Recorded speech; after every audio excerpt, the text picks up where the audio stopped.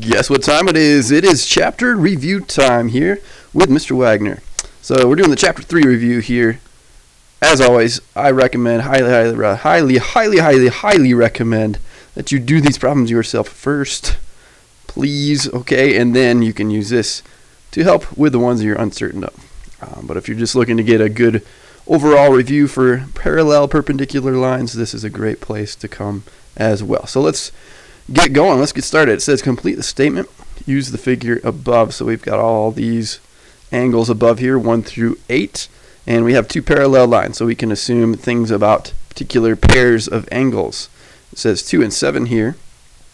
That would be this one and this one. These are alternates on opposite sides of this transversal. Remember, the transversal crosses through two lines, or intersects two lines. They're on alternating sides, so they're alternate, and they're on the exterior. They're on the outside here of lines J and K, the parallel lines. So they're alternating exterior angles. And so we can write that down for number 1. They are alternate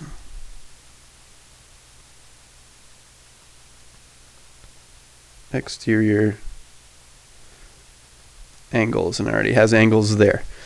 And you might see that alternate exterior angles, you can use AEA in many courses, many classes. They'll let you do that. Number 2, angles 4 and 5 are, looks like they're on alternate sides once again, but this time they're on the interior of the parallel lines. They're on the inside of the parallel line, so these are alternate interior angles.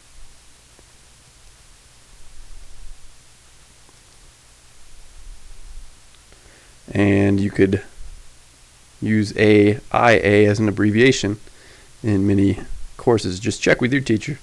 Make sure that that's okay. If I'm your teacher, that's okay. Name a line parallel to DH. So we've got this box. We're thinking of this in 3 dimensions. So we have 3 dimensions here. We've got different planes and different places. Name a line parallel to DH. So here's DH right here. This is line DH. A line parallel to that would have to be, well, they're all on the same plane if you're talking about 2 lines. So there's a lot of different options here. I think 2 of the most obvious ones would be this one, CG, and this one, BF.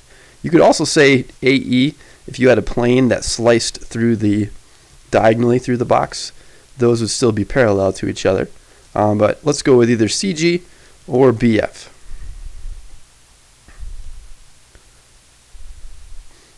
So I'm going to put or BF in parentheses. Technically, I should only list 1 since it says a line, a single line. But I'll put 2 different options there. You could also say AE would even work. Number 4, name a line perpendicular to AE. I'll use green for this one. So here's AE, and we're looking for something perpendicular to that. So I see that this one would be perpendicular to that. It's in the same plane. It's going to hit at 90 degrees. So you could say this line right here, or you could say this one right here. Putting little boxes in the corner to designate 90 degrees. So you could say, and since it says A line, I'll name one, then I'll list the other one in parentheses. Both valid choices. AC, you could flip the letters around, remember, too, so AC or CA. Or you could say EG or GE.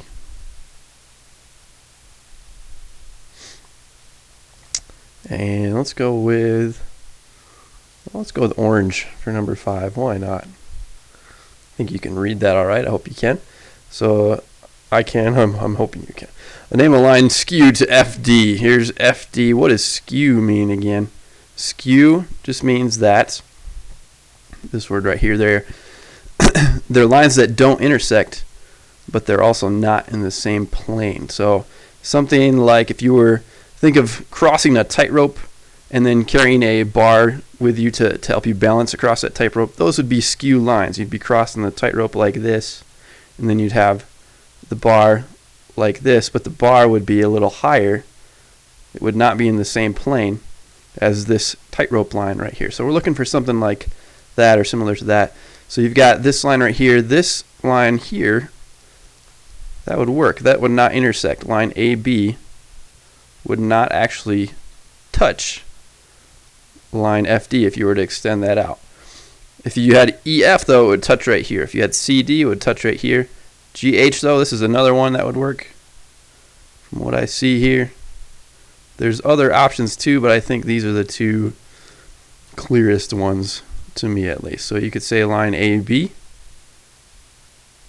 Since it's a line, we need to draw those arrows. Imagine this going on forever and ever. Or you could say GH, and again, there are some other options here. AC, that would not be in the same plane because this one's kind of in this diagonal plane, but they also would not intersect, making it skew. You could say that about EG as well, it looks like. Let's move on to number 6. Copy the flow proof and add a reason for each statement. So I'm kind of cheating here. I have my flow proof up here. I'm just going to write it in each line up here. So given angle 1 and angle 2 are complements, that means they add to 90. That's the definition of complements. So we'll keep that in mind. We're trying to prove that GH is perpendicular to GJ. Those two rays are perpendicular. So angle 1 and angle 2 are complements. That's right here in the given part. So this is given. The measure of 1 plus the measure of 2 equals 90. That's what complements mean. So this is the definition of complements.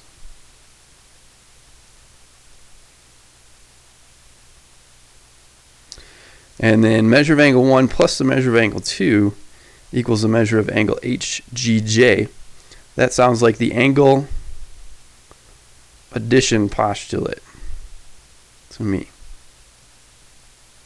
which said that if you had two angles that were adjacent, meaning they shared a common side, and you put them right next to each other like we have here, that means they add up to each other. The two smaller angles add up to the larger angle that it forms. Alright, so the measure of angle HGJ equals 90. So for that, we could see that the measure of angle 1 plus the measure of angle 2 shows up both places here. It's here, and it's here. And so I could say that since 90 equals this, and since the measure of angle HGJ equals this, we can set them equal to each other. We can use the substitution property to say that these things are equal. I would argue that you could even use a transitive property because you're saying one thing is equal to a second thing, and that second thing is equal to a third thing. Therefore, the first thing is equal to the third thing. So if I were your teacher, I would accept either substitution or the transitive property. I'm just going to write in substitution though. So the angle HGJ is a right angle. Well, that's the definition of a right angle right there. 90 degrees means it's a right angle. So here we have another definition. It's the definition of a right angle. And therefore, ray GH is perpendicular to ray GJ. This would be the definition of perpendicular. If something meets at a right angle, that means, by definition, they are perpendicular. Okay, let's move on to number 7 then. So it has this. We've got this. Find the measures of the 5 other angles in the diagram above. So let's see which ones they told us. I will circle that in green. So it tells us the measure of angle 1 is 75. So we know this one. I'm going to write that in, 75 degrees. And by alternate exterior angle theorem, 8 is equal to 1. Okay, that makes sense. These are parallel lines. These are alternate. On alternate sides of the transversal. They're on the exterior of the parallel lines. 8 and 7 are a linear pair. So use that 180 minus that one gets you this one. So this is 105 for that. So they told us those three. They told us 1, 8, and 7. We're trying to find the measures of the rest of them. So I'm going to go with blue just for fun on this. It doesn't say we have to state a reason why each one is, but verbally I'll do that as I explain through things. There's different reasons you could use for a lot of different ones of these. Let's just put them down here. The ones that are missing. We're missing 1. We're not missing 1. We're missing 2. We're missing 3. We're missing 4. We are missing 5. and 6. So 2 through 6, we're trying to fill those in. 2, well, I see I have a linear pair here once again, so they have to add up to 180. That means that would have to be 105. You could have also used alternate interior angles for this one and this one. 2 and 7 are alternate interior angles. 3, I could use vertical angles. I could use corresponding angles with 3 and 7. There's a lot of different things I could use to say that this is 105 degrees as well. And then with 4, again, I could use vertical angles here, 75, 75. I could have used corresponding angles with 4 and 8. Could have used linear pair with 3 and 4 or 2 and 4. Lots of different options here. I'm going to use alternate interior angles for 4 and 5 here to prove that that one would be 75 degrees as well. But again, more than one reason would be valid. Vertical angles, linear pair, 5 and 7. Vertical angles is 5 and 8, and so on. And then finally, 6 would have to be 105 degrees as well. Vertical angles, you pretty much have almost every single option available to you on that one. Vertical angles, linear pairs, alternate exterior, corresponding, lots of different possible reasons there. Okay. Number 8, we're going to use the fact that these are all parallel lines with a transversal here, and then we're going to use those alternate interior, exterior, corresponding, and consecutive interior ideas to help us solve for x in each one of these. So these two, this is the sneaky one. These are the consecutive interior angles. Those are supposed to add up to 180 degrees. The rest of the types of pairs we talk about are congruent, but these are the ones that add up, or the sum is 180 degrees. So we would have to say here that 62 plus 7x minus 8 equals 180. Now we can solve for x. We can say that 62 minus 8 is going to be 54. Subtract 54 from both sides. That's 7x. This would cancel. You'd have 126. And if you divide both sides by 7, you would get x equals 18 on this one. I know that 10 times 7 is 70. I know that 8 times 7 is 56. Those two numbers together gets me 126. Now, to explain my reasoning, I think this is a good explanation up here, that corresponding, I keep saying corresponding, I'm sorry, consecutive, in a row, they're right in a row, consecutive interior angles, the sum is 180 degrees. That's why x was what it was. For number 9, my reasoning here would be that these are alternate interior angles. These are supposed to be congruent.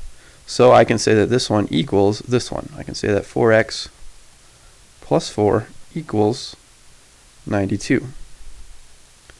You subtract 4 from both sides. Not a very good looking 4. Let me make that a little better. There we go. I get 4x. I get this to cancel. I get 88. Divide both sides by 4. That means x equals 22. And then finally here, my reasoning I'll draw in the picture on this one. I know that if this is 44 minus 3x, the one across from it, the vertical angle here, is going to be the same thing. So this is going to be 44 minus 3x degrees as well. That's a 4, I promise. And, that does not look very pretty. I'm trying to find, where'd my eraser go? There's my eraser. Let me try to write that in again. Sometimes it's the pen. It skips a little bit, but most of the time it's pretty good. Okay, so this one was true by vertical angles. And then these two are going to be CIA, consecutive interior angles. That means the sum is 180 degrees. Therefore, with that one and that one, we can set up this equation for number 10. We can say that 44 minus 3x plus 25 would have to be 180. Okay, so we have negative 3x. This plus this, that would be 69. You'd have 180 there. Subtract 69 from both sides.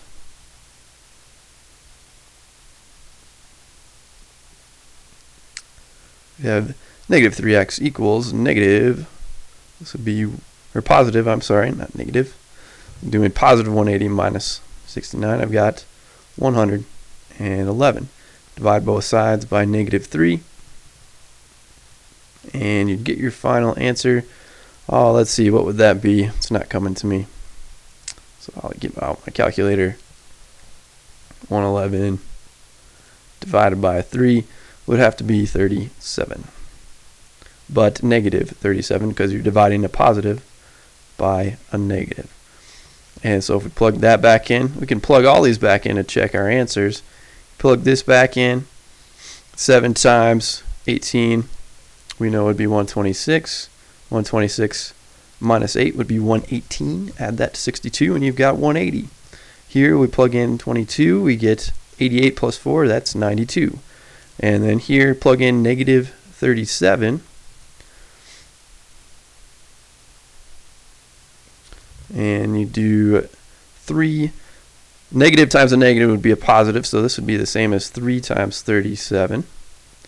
It's 111 plus 44. I should have known that based on what I did already there, but that's okay. I'd have 155, and I add 25 to that, and I do in fact get 180, like I'm supposed to. So moving on then to number 11 and 12. Here it says, use a diagram above to write a proof. So we're trying to prove the lines are parallel this time. So this time we're not given little arrows on here. We're trying to prove that that's actually true based on the information. And so it looks like we're supposed to use, for each one of these, we're supposed to use some different things. So basically we're supposed to start fresh each time. So I can't assume that what I had up here given to me is going to be true in number 11 and likewise in number 12. So number 11, most people prefer the 2-column proof, so I'll do that. Here we'll get statements and reasons for number 11 here. The first statement or sets of statements I would do would just be the given part. So statement 1, measure of angle 4 equals 60, and the measure of angle 7 is 120, and that is given. Number 2, or step 2, so let's do that up here. I'll use green to label my picture as I go. So we're saying that this is 60 degrees to start, and this was 120 degrees to start. I look at that and I see, hey, those are consecutive interior angles. I know that if they add up to 120, I know by that means those two lines have to be parallel. So from there I can say clearly these add up to 180. I can say that, in other words, angle 4 and angle 7 are supplementary. And I think a valid reason for that, you could say, is a definition of supplementary. They clearly add to 180, and that's what supplementary means. And so from there you could say that you've basically proven, you have proven the statement you were trying to prove, that L is going to be parallel to M because they're supplementary. We have the consecutive interior angles converse, which states that if two angles are supplementary, when you have a picture looking like this, if consecutive interior angles are supplementary, therefore that means that the lines themselves are parallel. All right, number 12, I'll do this one just in a more of a paragraph, a flowing paragraph type way, not a flow proof, but but a paragraph proof. Here you could use a 2-column proof if you wanted to as well, but just good to show you both ways, how both ways work. It says here that angle 1 and angle 7 are supplementary, and we're trying to prove once again that L is parallel to M. I can start with what I'm given.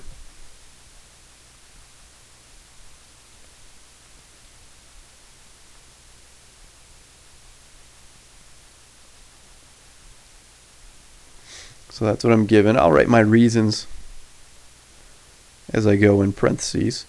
That was something I used to do a lot in my college geometry classes, where all we did in the 300 level classes at least was do geometric proofs. That's just about all we did. So we would write proofs all the time, got pretty good at them, gave reasons after each sentence I would give. So they're supplementary. I also know, looking at the picture, angle 1 and angle 4 are congruent. Looking at the picture, that's clear because they are vertical angles. So I know this one and this one are congruent. If 1 and 7 are supplementary and these two are congruent to each other, that means 4 and 7 have to be supplementary.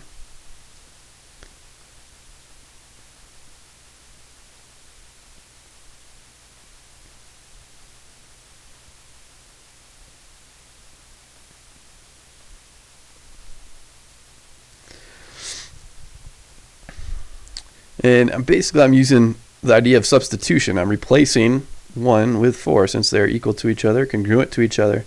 That means I could say 4 can go in the place of 1. 1 and 7 are supplementary. That means 4 and 7 are supplementary. So substitution in a way that's a transitive property as well. And so I can say therefore, if you use this symbol, that means therefore. Hopefully your teacher knows that. If they don't, you just tell them, Mr. Wagner told you so. This means therefore. So therefore, you can say what you're trying to prove, L is parallel to M, by that's that consecutive interior angles converse again. You have consecutive interior angles being supplementary proves that the lines are parallel. So CIA converse. Beautiful. Moving on. 13 through 16. Which lines must be parallel, and we're supposed to explain each one. So 13, angle 1, angle 2 are right angles. This one and this one are right angles.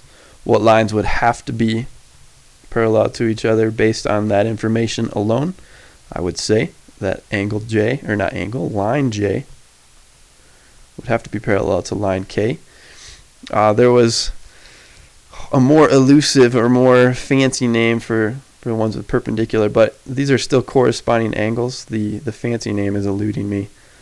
Something about I think it's a transversal being perpendicular to the same two lines. It proves that they're parallel. I don't remember the fancy name of that one, if there was one, but you can also just say corresponding angles congruent implies that lines are parallel.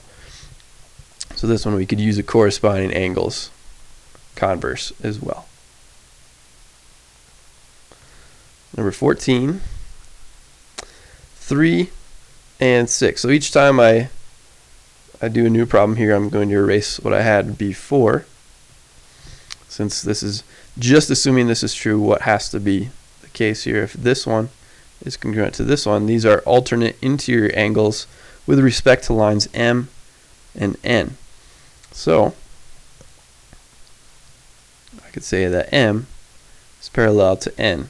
That would be the alternate interior angles converse. Number 15.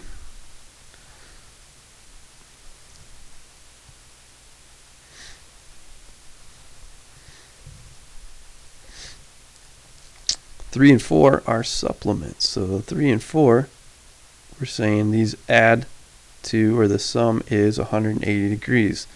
Those look like consecutive interior angles with respect to lines M and N once again. So that means I can say that based on that, M once again would have to be parallel to N. This is a consecutive interior angles converse.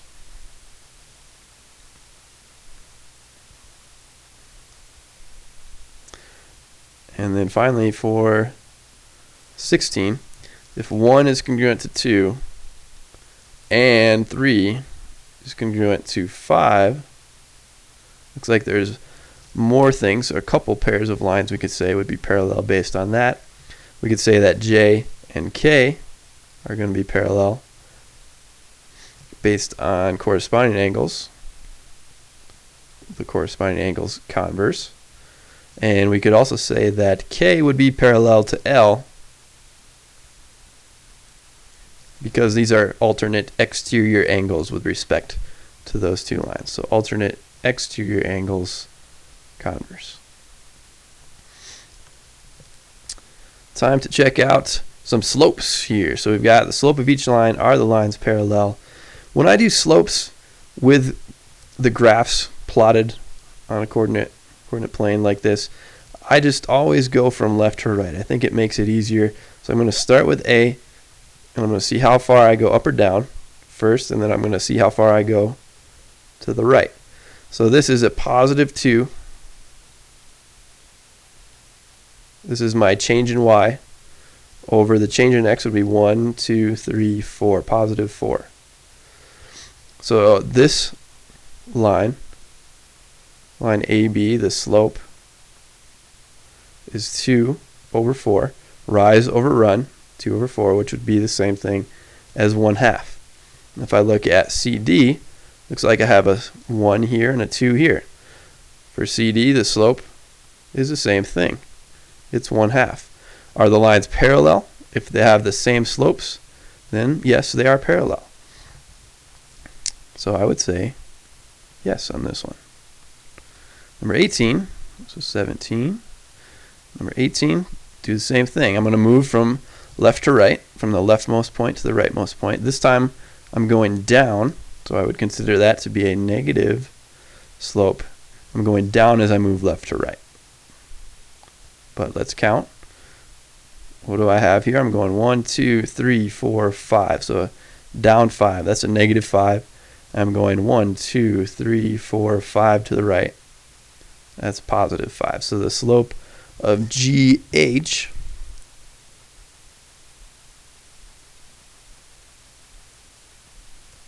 that's negative 5 over 5, which is the same thing as negative 1.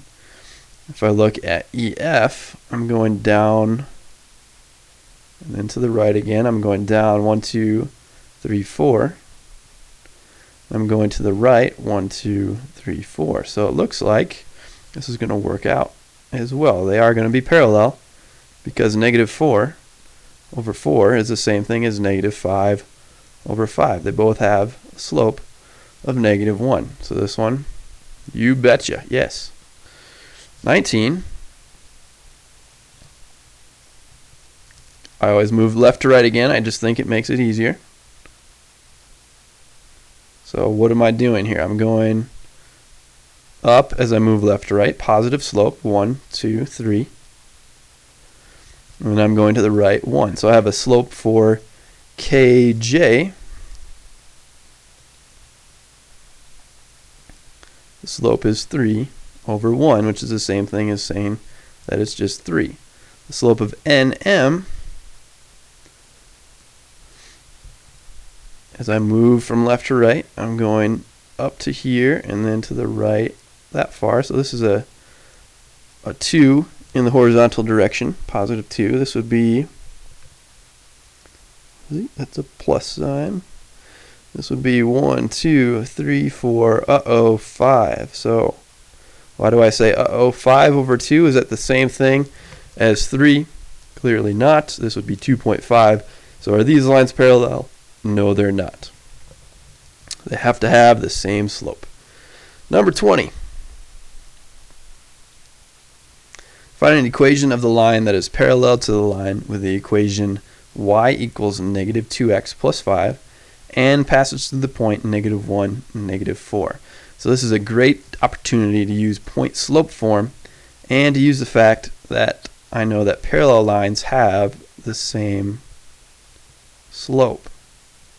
I look at this. This is already in slope-intercept form. The slope comes first. It's the first number. It's that coefficient. So this is my slope for not only this line, but the line that's parallel to it has to have that same slope. So I know that in point slope form, if I'm going to use that, I think that's definitely the way to go with this one. I know that that looks like this: y minus whatever y coordinate you have times the slope times x, the quantity x minus whatever x coordinate you have. This right here, the point that I'm given, this is my x1, my x coordinate, and my y1, my y coordinate for the new line. And I know the slope, this is my m value. So I'm just taking what I have here and I'm going to plug it in into point slope form. The y and the x without the little numbers attached to it, I can't think of the name of those right now.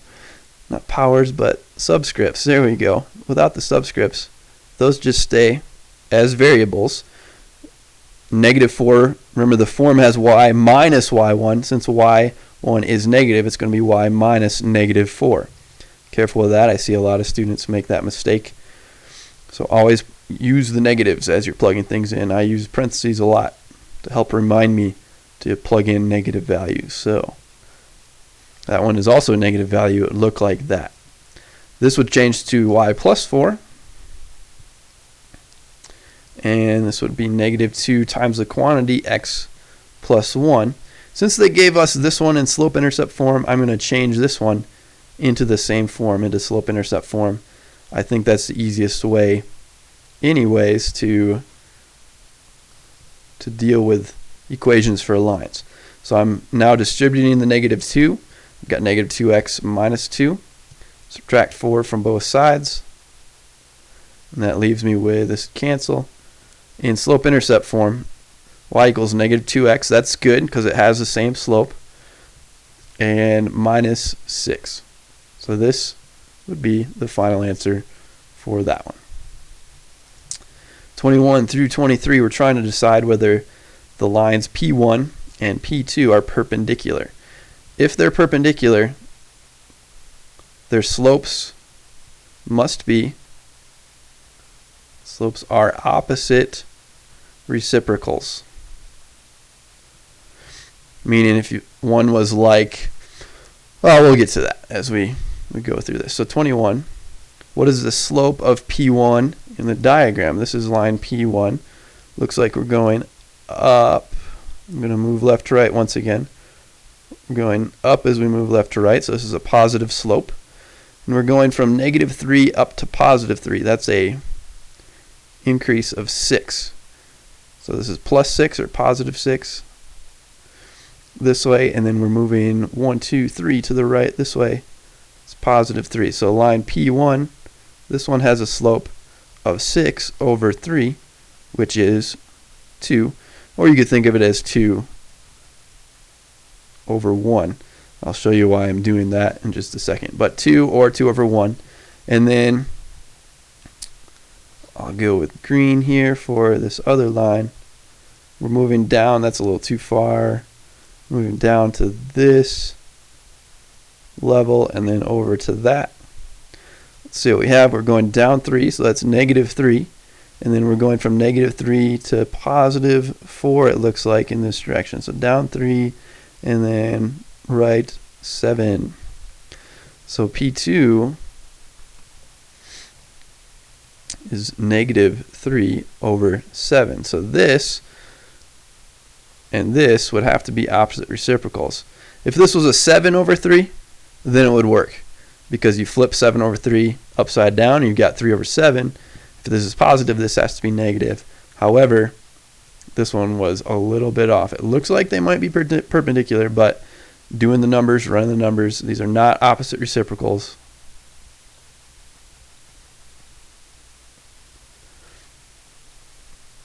So our answer, are these perpendicular? They are not perpendicular, no. 22, if we look at 3/5. We look at 5/3. Are these opposite reciprocals of each other? Well, they are reciprocals of each other, but they're not opposite reciprocals.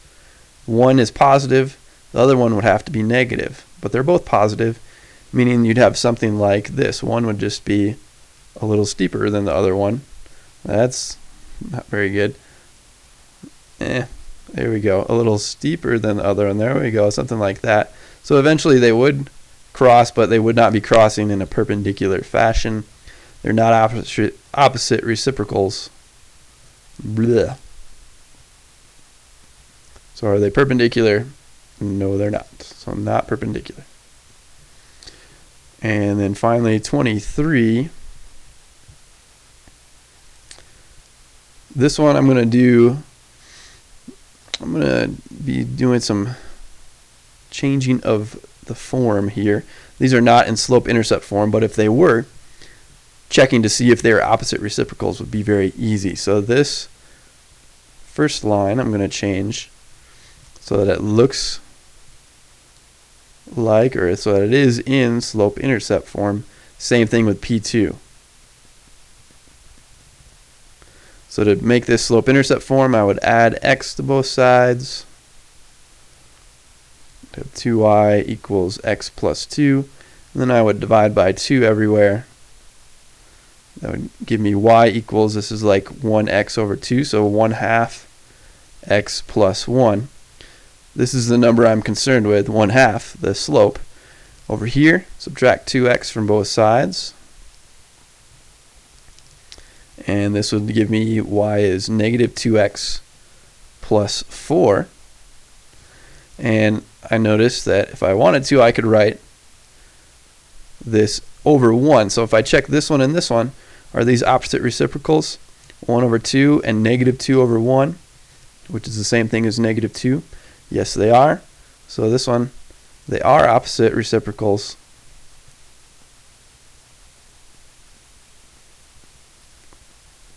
So I could say, yes, they are perpendicular. And we've got one more problem to do, number 24. 24 says that line L has equation y equals negative 3x plus 5. We're trying to write an equation for line 2, which is perpendicular. So again, you need to have opposite reciprocal slopes. What is that? Ugh. It is much harder to write neatly with this pen, but I'm doing the best I can. Hopefully everything is as legible as it needs to be. Opposite reciprocal slopes. I've been told that I have girly writing. If you see my normal writing on normal paper, it's pretty nice when I want it to be. So I'm trying my best to make this as nice as I can. But it has to pass through this line, and the lines have to be perpendicular. So again, another great time to use point slope form. And looking at this and considering this, the slope of line L2, the perpendicular line, would have to be, this is like negative 3 over 1. It would have to be positive 1 over 3. It would have to be the opposite reciprocal of that. So keeping that in mind, and keeping this point x1, y1 is going to be negative 3, 6. Keeping that in mind as well, we're going to have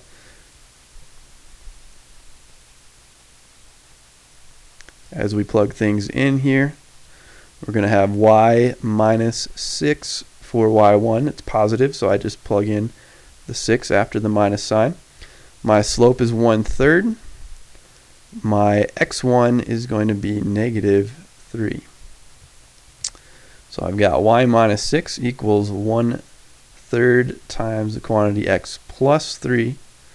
Y minus 6 then would be 1/3 x plus 1. Distribute that 1/3 in. 1/3 times 3 is just 1. If you add 6 to both sides, your final answer is 1/3 x plus 7. And that should do it. Alright, so that's perpendicular because you have opposite reciprocal slopes, and it's going to go through that point. If you have any questions, feel free to comment. If you saw any mistakes, feel free to comment here on the video. Let me know. I always appreciate your help in making these videos better. If you see anything that needs to be fixed. Alright, hope that helped you. Hope you do well on whatever you're getting ready for by watching this. If you're one of my students, hopefully that will help you be more prepared for the test coming up.